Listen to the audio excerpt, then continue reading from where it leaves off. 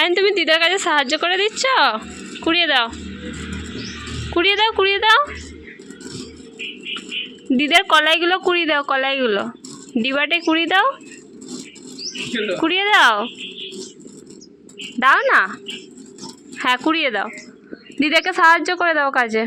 কুড়িয়ে দাও, সব কুড়িয়ে দাও, ভালো ছেলে। কুড়িয়ে দাও।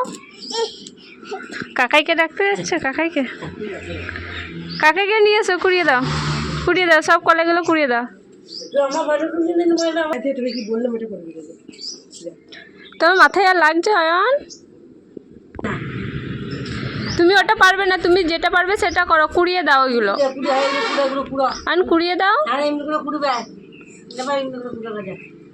বন্ধুরা তোমরা সবাই কেমন আছো? আশা করি খুব ভালো আছো। তো কালকে একটা ভিডিওতে তোমরা দেখেছো অয়নের মাথায় স্ক্যান করতে হয়েছে, তো তোমাদেরকে বলেছিলাম রিপোর্ট আসলে জানাবো। তো রিপোর্টটা তোমাদের দাদাভাই কালকে নিয়ে এসছে, একবারে ডাক্তার দেখিয়ে নিয়ে এসছে।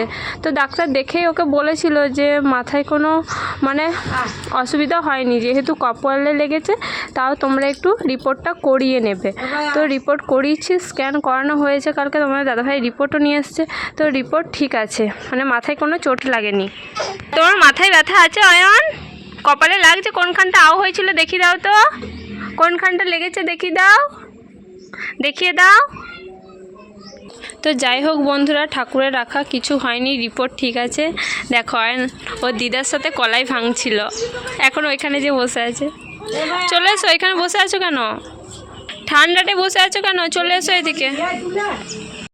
তো রিপোর্ট যেহেতু চলে এসছে, তাই ভাবলাম তোমাদেরকে জানিয়ে দিই যে রিপোর্টে কিছু নেই, রিপোর্ট ভালো আছে।